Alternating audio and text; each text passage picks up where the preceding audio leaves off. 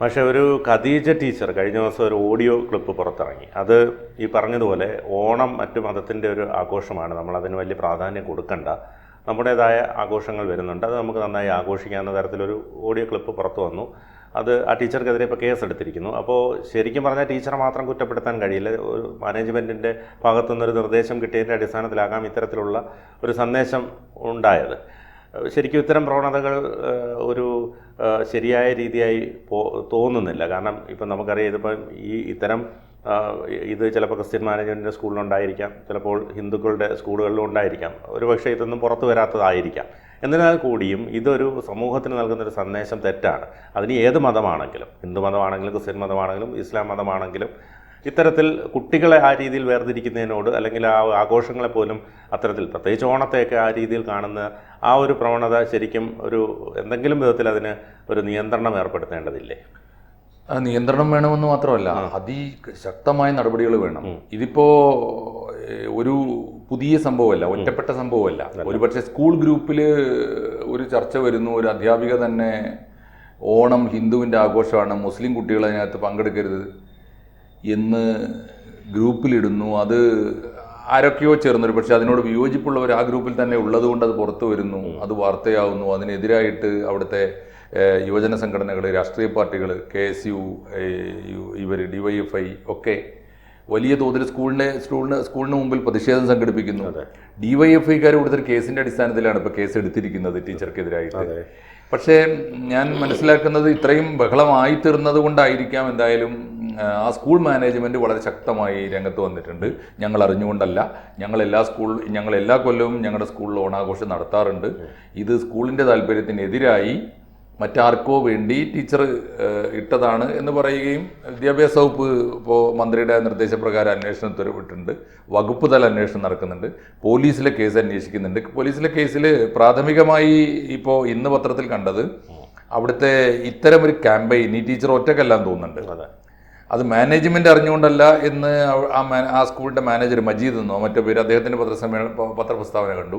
പക്ഷേ ആ സ്കൂള് ഈ കുന്നംകുളം സബ് ജില്ലയിലാണ്. കുന്നംകുളം സബ് ജില്ലയിൽ പെരുമ്പിലാവിനടുത്ത് സിറാജുൽ ഉലൂം എന്നാണ് സ്കൂളിന്റെ പേര്. വിജ്ഞാനത്തിന്റെ വിളക്ക് എന്നാണ് അതിന്റെ അർത്ഥം. ഇംഗ്ലീഷ് ഹൈസ്കൂളാണ് താനും. അപ്പോ അവിടെ നിന്ന് ഇപ്പോൾ പ്രാഥമികമായി എനിക്ക് തോന്നുന്നത് മറ്റാരൊക്കെയോ ഇതിൽ ഇൻവോൾവ് ചെയ്തു എന്ന് മനസ്സിലാക്കിയിട്ടായിരിക്കണം 2 പ്രീ പ്രൈമറി ടീച്ചേഴ്സിനെ ഞങ്ങൾ സസ്പെൻഡ് ചെയ്തിരിക്കുന്നു മാനേജ്മെന്റ് അറിയിച്ചിട്ടുണ്ട്. ഇതൊക്കെ ഇതിന്റെ വസ്തുതാപരമായ കാര്യമാണ്. സത്യത്തിൽ ഈ ഖദീജ ടീച്ചർ മാത്രമായിട്ട് ഇങ്ങനെ ഒരു പാപം ചെയ്യുമോ? അതൊരു പ്രധാനപ്പെട്ട ചോദ്യമാണ്. ഞാൻ ഈ മുസ്ലിം സാമൂഹ്യ ജീവിതവും അതുമായിട്ട് ബന്ധപ്പെട്ട് നടക്കുന്ന ക്യാമ്പയിനുകളും സോഷ്യൽ മീഡിയയും നിരന്തരമായ മതപണ്ഡിതന്മാരുടെ പ്രഭാഷണങ്ങളും ഒക്കെ ശ്രദ്ധിക്കുമ്പോൾ എനിക്ക് തോന്നിയത് ഏറ്റവും ചുരുങ്ങിയത് ഒരു 10 കൊല്ലമായിട്ടെങ്കിലും കൊണ്ടുപിടിച്ച് നടക്കുന്ന ഒരു പ്രചാരണത്തിന്റെ ഭാഗമാണിത്. ഖദീജ ടീച്ചർ ഒറ്റപ്പെട്ട സംഭവമല്ല. ഈ ഇസ്ലാമിക പണ്ഡിതന്മാർ, പ്രത്യേകിച്ച് സലഫി പണ്ഡിതന്മാർ, ഇപ്പോൾ ഈ DYFIക്കാർ പറഞ്ഞതനുസരിച്ച് പെരുമ്പിലാവ് ആയതുകൊണ്ടും ആ പരിസരത്തായതുകൊണ്ടും ഒക്കെ അത് ജമാഅത്തെ ഇസ്ലാമിക്ക് സ്വാധീനമുള്ളൊരു മേഖലയാണ്, അവരുടെ സ്ഥാപനമാണെന്ന് എനിക്ക് കൃത്യമായിട്ട് അറിഞ്ഞുകൂടാ. DYFI പറയുന്നതിൽ നിന്ന് ഞാൻ വായിക്കുന്നു.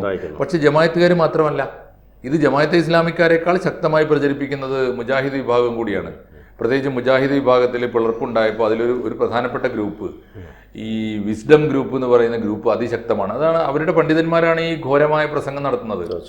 ഇപ്പോൾ മുജാഹിദ് ബാലുശ്ശേരി, ഹുസൈൻ സലഫി, അങ്ങനെ കുറേ പേരുണ്ട്. അവർ പറഞ്ഞുകൊണ്ടിരിക്കുക കുറേ കാലമായി തുടങ്ങിയിട്ട് ഓണം അപരൻ്റെ ആഘോഷമാണ്, ഹിന്ദുവിൻ്റെ ആഘോഷമാണ്. ഹിന്ദുവിൻ്റെ ആഘോഷത്തിൽ ആ ആഘോഷം എന്ന മനസ്സോടെ പങ്കെടുക്കുന്ന ഇസ്ലാമിന് അത് അപകടമാണ്. ഓണത്തിൻ്റെ ചോറുണ്ടാൽ നരകത്തിൽ പോകുമെന്നൊക്കെ പറയുന്ന മതപ്രഭാഷണങ്ങളുണ്ട്. ഇതിൻ്റെയൊക്കെ സ്വാധീനത്തിൽ ഈ ടീച്ചർ പെട്ടിരിക്കണം. ആ ടീച്ചർ മാത്രമല്ല, ഒന്നിലേറെ ടീച്ചർമാർ പെട്ടിരിക്കണം. അധ്യാപക സമൂഹത്തിൽ ഇത്തരം പ്രചാരണങ്ങൾ വളരെ കൂടുതലാണ്. ഇതിൽ എന്തെല്ലാം ഇഷ്യൂസ് ഉണ്ടെന്നറിയാം. സത്യത്തിൽ ഇത് വളരെ ഗൗരവമായിട്ട് എടുക്കേണ്ടതാണ്. ഒന്ന്, കേരളം വളരെ സെക്യുലറായ, ഇപ്പോഴും വിദ്യാഭ്യാസ രംഗത്ത് വളരെ സെക്യുലറായ നിലപാട് സൂക്ഷിക്കുന്ന ഒരു സംസ്ഥാനമാണ്. ഇവിടുത്തെ ഗവൺമെൻറ് സ്കൂളുകൾ മാത്രമല്ല, എയ്ഡഡ് സ്കൂളുകളും അൺഎയ്ഡഡ് സ്കൂളുകളും എല്ലാതരം ആഘോഷങ്ങളും നടത്തുന്ന ഒരു പാരമ്പര്യമുണ്ട്. എല്ലാ സ്കൂളുകളിലും ഇപ്പോൾ സ്കൂൾ കലണ്ടറിൽ തന്നെ പുതിയ പരിഷ്കാരങ്ങളുടെ ഭാഗമായിട്ട് ഓണാഘോഷം എത്രയോ കാലമായിട്ടുണ്ട്. ക്രിസ്മസ് ആഘോഷമുണ്ട്, പെരുന്നാൾ ആഘോഷമുണ്ട്. അതൊരു വിദ്യാഭ്യാസത്തിന്റെ ഭാഗം കൂടിയാണല്ലോ. തീർച്ചയായിട്ടും പാഠപുസ്തകത്തിൽ പഠിച്ച് പരീക്ഷ എഴുതാനുള്ളത് മാത്രമല്ലല്ലോ വിദ്യാഭ്യാസം. വിദ്യാഭ്യാസം എന്ന് പറയുന്നത് ഈ സമൂഹത്തിൽ എന്തൊക്കെ നടക്കുന്നു, സമൂഹത്തിൻ്റെ ജീവിതം എന്താണ്, സാംസ്കാരിക വൈവിധ്യങ്ങൾ എന്താണ്.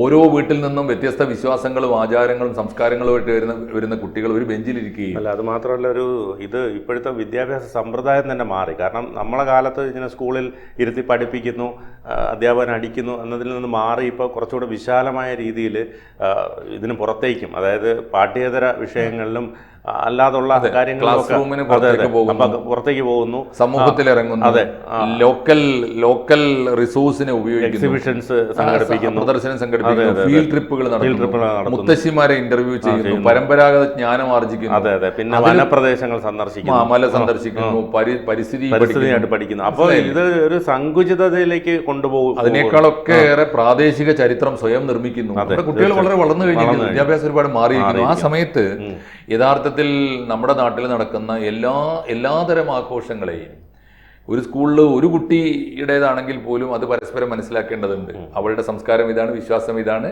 അത് ആ വൈവിധ്യത്തോടു കൂടി അവളെ ചേർത്ത് പിടിക്കണം. പ്രത്യേകിച്ച് ഇപ്പോൾ ഞങ്ങളൊക്കെ സ്കൂൾ എല്ലാ കാലത്തും ഓണത്തിന്റെ എല്ലാ ആഘോഷങ്ങളും സ്കൂളിൽ സംഘടിപ്പിക്കും.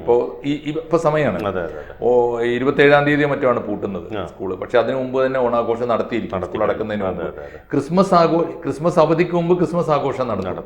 പെരുന്നാളിന് തൊട്ട് മുമ്പായിട്ട് പെരുന്നാൾ ആഘോഷം, മൈലാഞ്ചിയുടെ എല്ലാ ചടങ്ങുകളും. ക്രിസ്മസിനാണെങ്കിൽ നമ്മൾ വിളക്ക്, ക്രിസ്മസ് ട്രീ, അതുപോലെ ഈ ക്രിസ്മസ് സ്റ്റാറുകൾ നിർമ്മിക്കൽ, ഇതൊക്കെ ഒരു കലയും കൂടിയാണ് കേട്ടോ. അത്തരമുള്ള ഒരുപാട് കാര്യങ്ങളെ കുട്ടികളെ വളർത്താൻ പറ്റും. പക്ഷെ ഇപ്പോൾ വന്നിരിക്കുന്ന അപകടം ഒന്ന് ഈ മതപ്രഭാഷകന്മാർ വഹിക്കുന്ന പങ്കാണ്. അവർ ചെയ്യുന്ന ഏറ്റവും വലിയ കുറ്റകൃത്യം സംസ്കാരത്തെയും മതത്തെയും തമ്മിൽ ചേർക്കുകയാണ്. സംസ്കാരത്തിന് എപ്പോഴും പ്രധാനപ്പെട്ട രണ്ട് ഘടകമുണ്ട്. സംസ്കാരം ഒരു ദേശത്തിൻ്റെതാണ്, മതത്തിൻ്റെതല്ല.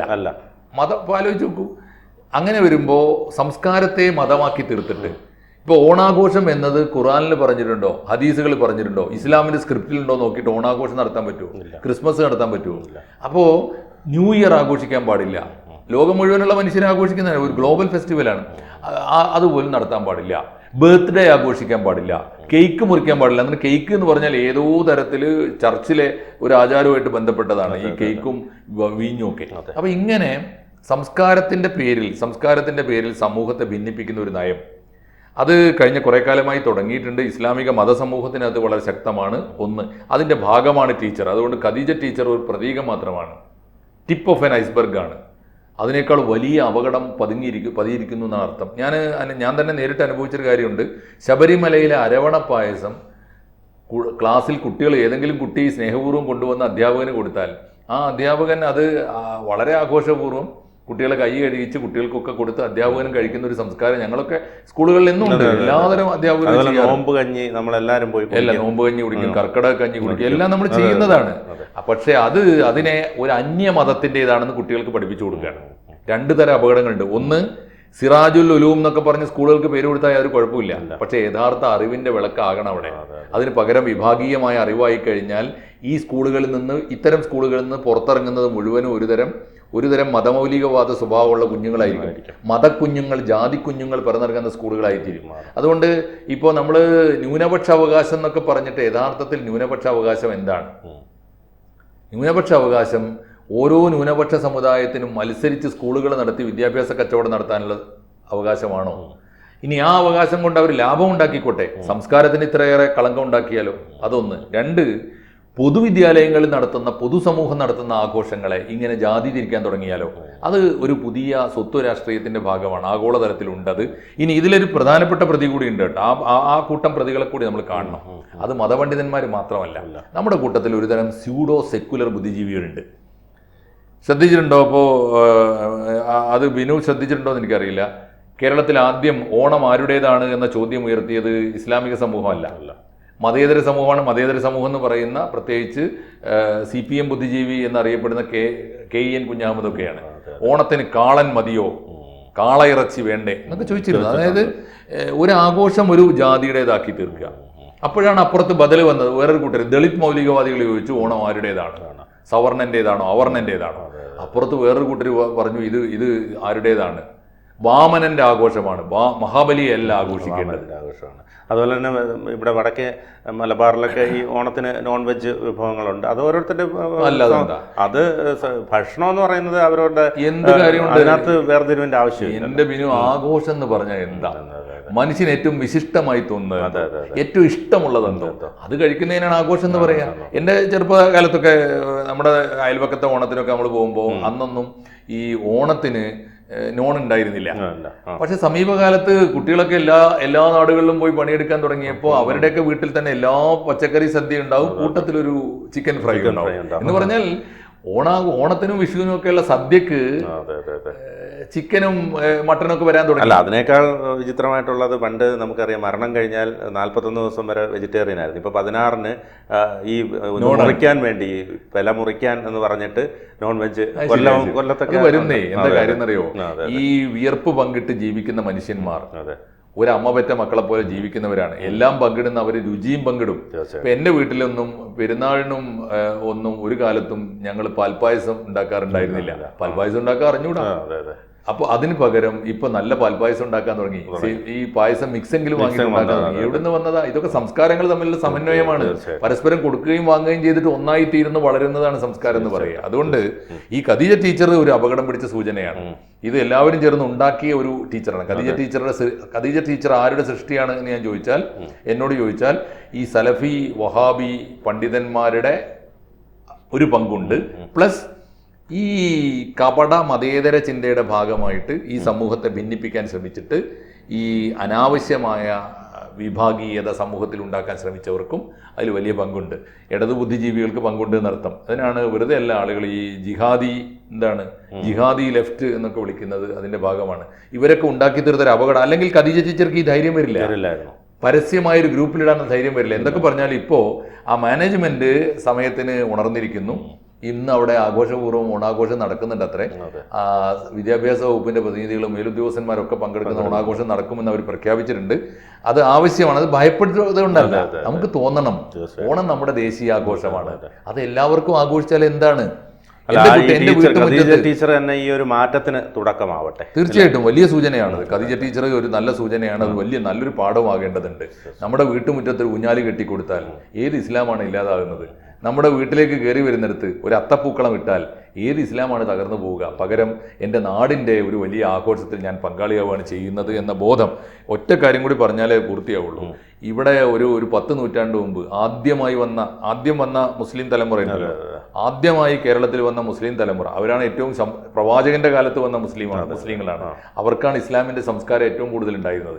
അവരുടെ കാലത്ത് ഇവിടെ ഫസ്റ്റ് ജനറേഷൻ ഇസ്ലാമിന്റെ കാലത്ത് കേരളത്തിൽ വന്ന സഞ്ചാരികളൊക്കെ അടയാളപ്പെടുത്തിയൊരു കാര്യമുണ്ട്. മാർക്കോ പോളോ എന്ന സഞ്ചാരി, മാർക്കോ പോളോ അറിയാലോ, വെനീസിൽ നിന്ന് ഇറ്റലിക്കാരനാണ്. അദ്ദേഹം അടയാളപ്പെടുത്തിയ ഒരു ചരിത്രമുണ്ട്.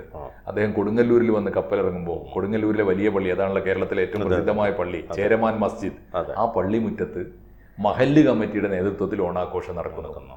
ഈ 10 നൂറ്റാണ്ട് മുമ്പ് 14-ാം നൂറ്റാണ്ടിൽ നടന്ന കാര്യമാണ്. 14-ൽ നിന്ന് നമ്മളിപ്പോൾ 21-ാം നൂറ്റാണ്ടിൽ എത്തി നിൽക്കുമ്പോൾ ഇവിടെ ആ 5-8 നൂറ്റാണ്ട് കൊണ്ട് നമ്മൾ എങ്ങോട്ടാണ് പോയത്? മുമ്പോട്ടോ പുറകോട്ടോ? ഈ ചോദ്യം എല്ലാവരും ഉയർത്തട്ടെ. മുസ്ലിം സമൂഹം പ്രത്യേകിച്ചും പഠിക്കട്ടെ, അവർക്ക് പാഠമാകട്ടെ. ഈ രാജ്യം എൻ്റേതാണ് എന്ന് എനിക്ക് തോന്നാത്ത കാലത്തോളം, ഈ ദേശത്തിൻ്റെ ഉത്സവങ്ങളെ ഞാൻ നെഞ്ചേറ്റാത്ത കാലത്തോളം, ഈ നാട് ആരുടെയും തറവാടല്ല എന്ന് വിളിച്ചു പറഞ്ഞിട്ട് വിഭാഗീയത ഉണ്ടാക്കിയിട്ട് കാര്യമില്ല. എൻ്റെ തറവാട് കൂടിയാണ് ഈ നാട്. ഈ മണ്ണിൻ്റെ എല്ലാ ആഘോഷങ്ങളും എൻ്റെ കൂടി ദേശത്തിൻ്റെ ആഘോഷമാണ് എന്ന ചിന്ത പ്രത്യേകിച്ച് മുസ്ലിങ്ങൾക്കിടയിൽ ഉണ്ടാകണം. ഖദീജ ടീച്ചർമാരെ നിലക്ക് നിർത്തേണ്ടത് ആദ്യം മുസ്ലിം കമ്മ്യൂണിറ്റിയാണ്. പിന്നെ അനാവശ്യമായി വിഭാഗീയത ഉണ്ടാക്കാൻ കൂട്ടുനിൽക്കുന്ന ഇടത് കപട ബുദ്ധിജീവികളും ആണ്.